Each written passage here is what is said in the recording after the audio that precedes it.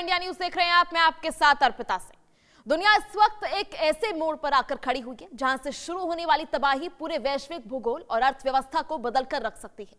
पश्चिम एशियाई से आ रही खबरें डराने वाली भी हैं और पूरी मानवता को सोचने पर मजबूर करने वाली हैं, सचेत करने वाली हैं। ईरान और अमेरिका के बीच जारी गतिरोध अब अपने सबसे खतरनाक दौर में पहुंच चुका है। सूत्रों और अंतर्राष्ट्रीय मीडिया रिपोर्ट्स के मुताबिक अगले 48 घंटे ईरान के लिए बेहद भारी साबित होने वाले हैं। अमेरिकी रक्षा मंत्रालय यानी पेंटागन और इजरायली रक्षा बलों ने मिलकर एक ऐसा एस्केलेशन प्लान तैयार किया है जो अगर एक्टिव हुआ तो सीधे ईरान की रीढ़ पर प्रहार करेगा। इस सैन्य रणनीति में केंद्र में दो सबसे बड़े मोर्चे हैं। पहला, ईरान के वो परमाणु संयंत्र जहां संवर्धित यूरेनियम मौजूद है, और दूसरा फारस की खाड़ी में स्थित खार्ग द्वीप जो ईरान के कुल तेल निर्यात का लगभग 90% हिस्सा संभालता है। राजनयिक स्तर पर चल रही बातचीत के लगभग बेपटरी होने के बाद अमेरिकी मरीन और स्पेशल ऑपरेशन फोर्सेस को हाई अलर्ट पर रख दिया गया। सवाल यह है कि क्या यह दुनिया को तीसरे विश्व युद्ध की ओर ढकेलने वाली चिंगारी बन गई है? क्या महाशक्तियां कूटनीति के सारे रास्ते बंद कर चुकी हैं? फारस की खाड़ी में चल रहे इस व्यूह रचना के पीछे के असल मायने क्या है? इसी पर आज चर्चा करेंगे, लेकिन इससे पहले देखिए यह खास रिपोर्ट। ईरान और अमेरिका के बीच तनातनी कम होने का नाम ही नहीं ले रही है। सामरिक विश्लेषकों के मुताबिक अगर अमेरिका इस सैन्य कार्रवाई को आगे बढ़ाता है तो उसका पहला निशाना ईरान की आर्थिक जीवन रेखा हो सकती है। ईरान के खार्ग द्वीप पर नियंत्रण हासिल करने का सीधा मतलब है ईरान के तेल व्यापार को पूरी तरह पंगु बना देना। अमेरिकी नौसेना के युद्धपोत इस वक्त खाड़ी के पानी में गश्त बढ़ा चुके हैं। यह रणनीति ईरान पर चौतरफा दबाव बनाने के लिए तैयार की गई है। फारस की खाड़ी में स्थित ईरान का सबसे बड़ा तेल टर्मिनल, ईरान के कुल कच्चे तेल निर्यात का 90% यहीं से होता है। अमेरिकी नौसेना ने द्वीप की ओर बढ़ाई अपनी रणनीतिक मौजूदगी। तेल सप्लाई बंद कर ईरान को आर्थिक रूप से तोड़ने की योजना। कब्जे की स्थिति में वैश्विक ऊर्जा बाजार पर पड़ेगा सीधा असर। आर्थिक नाकेबंदी के साथ साथ सबसे बड़ा सैन्य जोखिम ईरान के परमाणु ठिकानों को लेकर है। अंतर्राष्ट्रीय खुफिया एजेंसियों की रिपोर्ट के बाद अमेरिकी कमांडो को जमीनी स्तर पर उतारने के विकल्प पर भी विचार हो रहा है। मकसद यह सुनिश्चित करना है कि किसी भी टकराव की स्थिति में ईरान परमाणु सामग्री का इस्तेमाल नहीं कर सके। यह अभियान बेहद जटिल और उच्च जोखिम वाला माना जा रहा है। इस्फहान और अन्य भूमिगत परमाणु ठिकानों पर अमेरिका की नजर। अमेरिकी स्पेशल फोर्सेज को जमीनी ऑपरेशन के लिए अलर्ट किया गया। भूमिगत बंकरों से यूरेनियम सामग्री को जब्त करने का हाई रिस्क प्लान। हवाई हमलों और मिसाइल इंफ्रास्ट्रक्चर को तबाह करने की तैयारी। परमाणु हथियारों के निर्माण की किसी भी संभावना को रोकना मुख्य लक्ष्य है। अमेरिकी सेना की तैनाती के पुख्ता आंकड़े। राजनयिक गलियारों से आ रही खबरें बताती हैं कि पिछले कुछ हफ्तों में मध्यस्थों के जरिए शुरू हुई शांति वार्ता किसी ठोस नतीजे पर नहीं पहुंच पाई है। अमेरिकी प्रशासन का मानना है कि बातचीत की आड़ में केवल समय का नुकसान हो रहा है, जबकि जमीनी हकीकत जस की तस बनी हुई है। इसी गतिरोध के कारण सैन्य कमांडरों को आपातकालीन योजनाओं को अंतिम रूप देने के निर्देश दिए गए हैं। मध्य पूर्व में सुरक्षा तंत्र को मजबूत करने के लिए पेंटागन ने भारी तैयारी की है। अमेरिकी सेना की प्रतिष्ठित 82वीं एयरबोर्न डिवीजन के लगभग 2000 पैरा ट्रूपर्स और 5000 से अधिक मरीन सैनिक इस क्षेत्र में तैनात हैं। इसके अलावा विमान वाहक पोतों और आधुनिक रडार प्रणालियों को स्ट्रेट ऑफ हॉर्मुज के आसपास रणनीतिक रूप से तैनात किया गया है ताकि किसी भी आपात स्थिति में तुरंत मोर्चा संभाला जा सके। ईरान की जवाबी रणनीति और रक्षा तंत्र। इधर ईरान भी चुप बैठने के मूड में नहीं है। ईरानी रक्षा मंत्रालय ने साफ कर दिया है कि उनकी बैलिस्टिक मिसाइल प्रणालियां और ड्रोन बेड़े किसी भी संप्रभुता के उल्लंघन का जवाब देने के लिए पूरी तरह तैयार हैं। ईरान ने अपनी वायुसेना और तटीय रक्षा प्रणालियों को हाई अलर्ट पर रखा है। ईरानी कमान का मानना है कि उनका मिसाइल नेटवर्क देश के भीतर गहरे ठिकानों से भी हमला करने में सक्षम है, जो किसी भी आक्रमणकारी के लिए भारी पड़ेगा। स्ट्रेट ऑफ हॉर्मुज का आर्थिक संकट। यह पूरा विवाद सिर्फ 2 देशों तक सीमित नहीं है।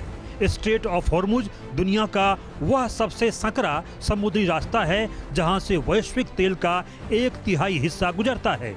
अगर यहां सैन्य टकराव फिर से शुरू होता है और यह मार्ग पूरी तरह बाधित होता है तो एशिया से लेकर यूरोप तक तेल की कीमतों में और ज्यादा रिकॉर्ड तोड़ उछाल आ सकता है। इस पूरे घटनाक्रम में इजराइल की भूमिका बेहद अहम है। इजरायली खुफिया और रक्षा अधिकारी लगातार वाशिंगटन के साथ संपर्क में हैं। यरूशलेम से आए बयानों के मुताबिक वे इस पूरे अभियान को दिनों से लेकर हफ्तों तक चलने वाली एक बड़े टकराव के रूप में देख रहे हैं। क्षेत्रीय सहयोगियों जैसे सऊदी अरब और यूएई भी अपनी रक्षा प्रणालियों को मजबूत कर रहे हैं ताकि किसी भी संभावित मिसाइल अटैक से वो बच सकें। अंतर्राष्ट्रीय प्रतिक्रिया और शांति की अपील। वैश्विक मंचों पर इस तनाव को लेकर चिंताएं गहरी हो गई हैं। संयुक्त राष्ट्र और यूरोपीय संघ ने दोनों पक्षों से अत्यधिक संयम बरतने की बार-बार अपील की है। चीन और रूस जैसी महाशक्तियां भी इस क्षेत्र में एक तरफा सैन्य कार्रवाई का पहले से विरोध कर रही हैं। उनका तर्क है कि बल प्रयोग से पूरे मध्य पूर्व में अस्थिरता का ऐसा दौर शुरू हो जाएगा जिसे संभालना किसी भी देश के वश में नहीं होगा। अगले 48 घंटों की अहमियत। पेंटागन के गलियारों से लेकर तेहरान के बंकरों तक सुगबुगाहट तेज है। अगले 48 घंटे यह तय करेंगे कि कूटनीति के बंद हो चुके दरवाजों को दोबारा खोला जाएगा या फिर आधुनिक इतिहास का सबसे भयावह सैन्य टकराव शुरू होगा। दोनों पक्षों की ओर से ली जा रही रणनीतिक सांसें इस बात का संकेत हैं कि बारूद के ढेर पर बैठी यह दुनिया अब सिर्फ एक ट्रिगर की दूरी पर है। ऐसे में इन हालातों में शांति के प्रयास बेहद जरूरी हैं, नहीं तो दुनिया में मुश्किलें और ज्यादा गहरी हो सकती हैं। Bureau report, India news.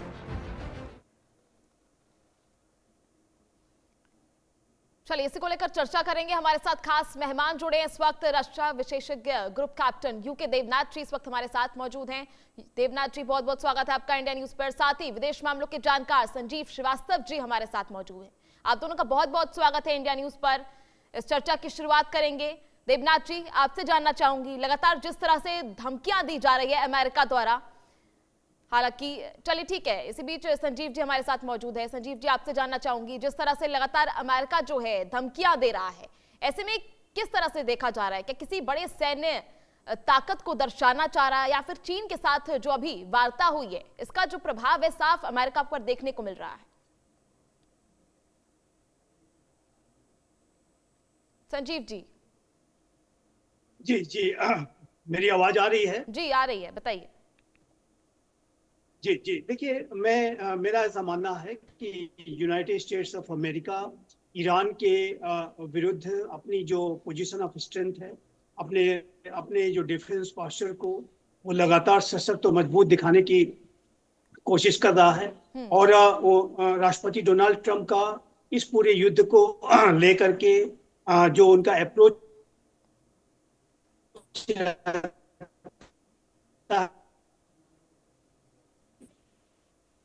हमेशा से इस बात को है, वो शक्ति के माध्यम से शांति को स्थापित करने का उनका प्रयास रहता है। और जाहिर है कि राष्ट्रपति डोनाल्ड ट्रंप ईरान के ऊपर दबाव बनाने की रणनीति के तहत भी वो इस तरीके के बयान दे रहे हैं। लेकिन एक बात स्पष्ट रूप से दिखती है कि ये जो यूनाइटेड स्टेट्स ऑफ अमेरिका के द्वारा ईरान पर जो डील मेकिंग के लिए दबाव बनाने की जो रणनीति है वो अब तक सफल नहीं हुई है और ईरान भी किसी तरीके से झुकने को तैयार नहीं है। तो ऐसे में इस बात की संभावना से इनकार नहीं किया जा सकता कि ये युद्ध फिर से शुरू हो सकता है और उसके लिए अमेरिका तैयारियां भी कर रहा है। और अमेरिका ने अनेक माध्यमों से ईरान के ऊपर दबाव बनाने की कोशिश अवश्य की, लेकिन उसमें ईरान कहीं से भी वो अपने रुख में बदलाव नहीं ला रहा है। और ऐसे में अगर युद्ध ये फिर से शुरू होता है तो उसमें कोई आश्चर्य नहीं होना चाहिए, इस बात की संभावना बनती जा रही है। और जैसा कि मैं पहले भी आपके बड़े सम्मानित चैनल के माध्यम से कहता रहा हूँ कि वर्तमान समय में यूनाइटेड स्टेट्स ऑफ अमेरिका और ईरान के बीच में अविश्वास की एक गहरी खाई है। एक जो स्टेटस को, जो नए तरीके का स्टेटस को बनाने में एक लंबा समय लग सकता है। ये जो पूरी डायलॉग और नेगोशिएशंस की प्रक्रिया एक लॉन्ग ड्रॉन प्रोसेस, एक प्रोलॉन्ग प्रोसेस दिखाई देता है। तो ऐसे में जो वर्तमान का तनाव तो यथावत जारी है, स्ट्रेट ऑफ हॉर्मुज में भी अभी स्थिति वैसी बनी हुई है। तो ऐसे में बल प्रयोग की जो संभावना है वो बढ़ती जा रही है। एक बार फिर से ये युद्ध शुरू हो सकता है, इस बात की संभावना अवश्य दिखाई देती है। और मेरा ऐसा मानना है कि ईरान की इस्लामिक रिजीम यदि इसी तरीके की एडामेंट रुख पे बनी रही तो आने वाले समय में अगर किसी का सबसे अधिक नुकसान होगा तो ये ईरान की इस्लामिक रिजीम का ही नुकसान होगा। वो आज के डेट में तो हम ये बात कर पा रहे हैं कि वो रिजीम है, लेकिन आने वाले दिनों में और महीनों में जाहिर है कि जा सकता है, और उसमें संभव है कि ईरानियन इस्लामिक रिजीम का पूरा फॉल भी हो सकता है। वो रिजीम अपने अस्तित्व को भी खो सकती है, क्योंकि अगर वो झुकेंगे नहीं, यूरेनियम इनरिचमेंट पे कोई कमिटमेंट नहीं देंगे, आतंकवाद को वैसे ही सपोर्ट करते रहेंगे, इजराइल से वैसे ही नफरत करते रहेंगे, तो ऐसे में तो यूनाइटेड स्टेट्स ऑफ अमेरिका और इजराइल भी पीछे हटने वाले नहीं है, और एक लंबे समय तक अभियान चला करके इस रिजीम का पूरी तरीके से पतन करने की दिशा में अमेरिका और इजराइल काम करेंगे। और ऐसे में उस रिजीम का पतन हो सकता है, वो पहले से ही काफी कमजोर पड़ चुकी है। तो ये बुद्धिमत्तापूर्ण तो यही होता कि ये इस्लामिक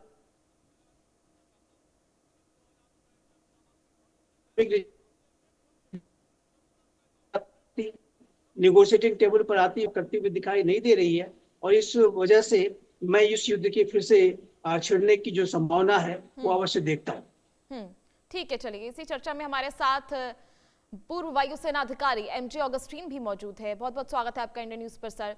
ऑगस्टीन जी, जिस तरह से लगातार जो है America special forces alert mode पर रख दी गई हैं, क्या किसी बड़े सैन्य ताकत को वो दर्शाना चाह रही हैं, या किसी बड़े सैन्य जो है अब वो ताकत को साथ में आगे लेकर बढ़ना चाहेंगे, या किसी बड़ा एक्शन जो है देखा जा सकता है अमेरिका की तरफ से? देखिए, इस पूरी चर्चा में ये सिर्फ यूनाइटेड स्टेट्स और ईरान के बीच हो रहा है ऐसा समझना बिल्कुल ही गैर जिम्मेदारी तरीके से हम देख रहे होंगे इसको। ये सिर्फ एक मिडिल ईस्टर्न कॉन्फ्लिक्ट नहीं है, और मोदी जी भी इस पे आके चर्चा कर चुके हैं। ये एक ग्लोबल पावर प्रोजेक्शन अमेरिका की तरफ से है, और बाकी देशों के लिए ये एक ऑयल सिक्योरिटी का प्रॉब्लम है, और इस पूरे इलाके का जो सुरक्षा है उसको लेकर के बड़ा बड़ा चिंता है। इसमें अगला जो आपका सवाल है बिल्कुल ही सही है। अगले 48 घंटे जो हैं एक्सट्रीमली क्रिटिकल हैं, जहां तक मेरा मानना है। इसको कॉन्टेक्स्ट में समझना बहुत जरूरी है। देखिए, यूएस इजरायली जो कोऑर्डिनेटेड स्ट्राइक्स हैं उनके मुख्यतः 5 बिंदु हैं जिस पे वो काम करेंगे। पहला जो है ईरान की जो मिलिट्री इंफ्रास्ट्रक्चर है। इनफैक्ट आप कल रात को अगर यूएस के सुबह अमेरिकन प्रेसिडेंट की बात से सुनते हैं, वो बताते हैं कि 50% जगह में ये कैमरा लगा चुके हैं, और वो कौन कौन है उन सबका नाम जानते हैं, फलाना। सो ईरानी मिलिट्री इंफ्रास्ट्रक्चर पहला बिंदु होगा। इनके जो मिसाइल नोड्स हैं, जो सबसे ज्यादा खतरा पैदा करता है इजराइल को, मिडल ईस्ट को, और यूएस के जो इंफ्रास्ट्रक्चर हैं जो खाड़ी के आसपास हैं उसको, तो दूसरा बिंदु वो होगा। तीसरा जो है, जो बचे कुछ नेवल एसेट्स हैं, यूएस प्रेसिडेंट इसको 10% बचा बताते हैं, जहां तक मेरा अनुमान है एक मिलिट्री स्ट्रेटेजिस्ट और थिंकर होने के नाते। लगभग 30 से 40% जो हैं सरफेस फोर्सेस ईरान के इंटैक्ट हैं। लगभग 90% सब सरफेस फोर्सेस जो सबमरीन फोर्सेस हैं वो इंटैक्ट हैं, और न्यूक्लियर लिंक्ड फैसिलिटीज जो हैं जैसे परमाणु फैसिलिटीज ये होंगी। तो ये जो इन पे जो स्ट्राइक होगा, इस पे ईरान का रिस्पांस हमारे लिए समझना जरूरी है, क्योंकि ईरान जो है, जैसे आप बता रहे हैं, ईरान का फुल स्केल रिस्पांस करने की क्षमता उनकी लगभग खत्म हो चुकी है। तो ईरान का रिस्पांस जो है मैडम, और दर्शकों को भी बताऊंगा कि हॉर्मुज पे प्रेशर बिल्ड करना, गल्फ के जो शिपिंग लाइंस हैं जहां से गल्फ से जो तेल निकलते हैं, और 1/3 जो आपका ब्यूरो रिपोर्ट कह रहा था उसको भी कॉन्टेक्स्ट में देखना होगा। 1/3 वर्ल्ड ऑयल हो सकता है, लेकिन 70 से 80% वियतनाम का तेल यहां से गुजरता है। 50 से 60% इंडिया का तेल यहां से गुजरता है। लगभग 90% तेल जो है फिलीपींस और बाकी जो छोटे देश हैं वहां का तेल यहां से गुजरता है। तो यहाँ हॉर्मुज का जो प्रेशर या हॉर्मुज पे जो प्रेशर लगाते हुए ईरान का जो काम है, हर देश पे उसकी जो इफेक्ट है वो डिफरेंट है, क्योंकि उनकी निर्भरता जो है इस हॉर्मुज स्ट्रेट पे क्या है वो बहुत देखना जरूरी है। और मिसाइल सिग्नलिंग करेगा ही करेगा। और इसमें कौन कौन लोग अफेक्टेड रहेंगे? सबसे पहले इजराइल, क्योंकि इजराइल को खत्म करना एकमात्र लक्ष्य है ईरान का, और वो कई बार इसको कह चुके हैं। गल्फ के जो मोनार्की हैं, जो खाड़ी राजशाही है, जो राजशाही वाली देश है, ये वो बिल्कुल चिंतित होंगे। हूती, हिजबुल्ला, रशिया, चाइना और इनडायरेक्टली इंडिया भी इस पे बाधित होंगे, इसमें कोई दो राय नहीं है। और जैसे आपने कहा है, नो रिस्पॉन्स ईरान की तरफ से हो ही नहीं सकता है।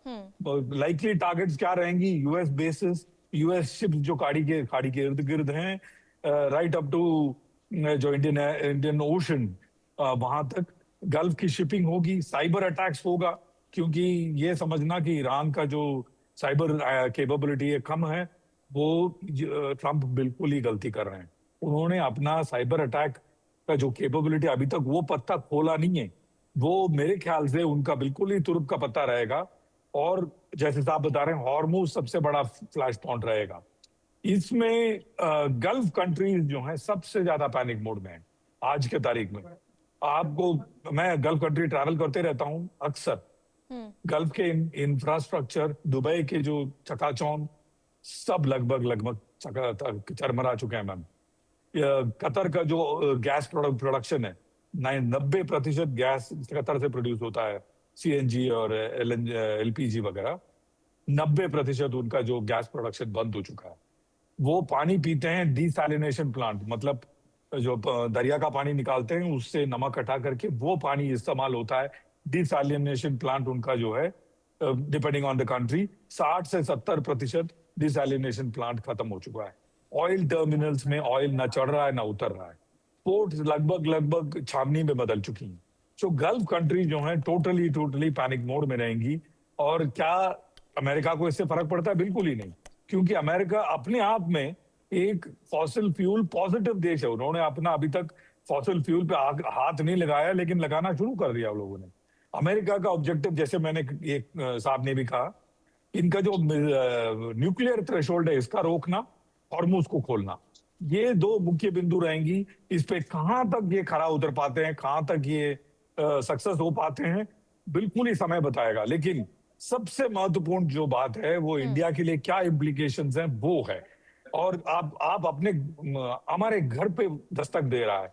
आज आप ऑफिस आई हैं, जो आप पहले उबर में 200 रुपए देती थी, आज आपने देखा होगा आपने 300 350 रुपए दिया होगा। क्यों? क्योंकि क्रूड ऑयल प्राइस जो है बुरी तरीके से जंप कर चुका है। रुपीस गिर रहा है। मैंने आज सुबह आपके न्यूज पे आने से पहले देख रहा था, 92-93 रुपए डॉलर के मुकाबले रुपी जा चुका है। और फ्यूल इन्फ्लेशन बहुत बुरी तरह बढ़ रहा है। और इस पे प्रधानमंत्री भी आके बात कर चुके हैं। आज मुझे पता लगा कि आपका ब्यूरो रिपोर्ट ही बता रहा था कि 80 रुपए हो गया है सीएनजी। तो इसमें हमारे घर में प्रॉब्लम होने वाली है, इसमें कोई दो राय नहीं है। हमें कमर कसना होगा, इसमें भी दो राय नहीं है। देखना ये होगा अब आने वाले जो ये वैश्विक तनाव बना हुआ है, इसमें बाकी देशों का रुख क्या होता है और आगे की स्थिति जो है और कितनी तनावपूर्ण बनती चली जाती है, चाहे वो ईरान, यूएस हो या बाकी देशों के लिए। चलिए, आप दोनों का बहुत बहुत शुक्रिया जुड़ने के लिए इस चर्चा में। चलिए, खबरों में आगे बढ़ेंगे, रुक करेंगे।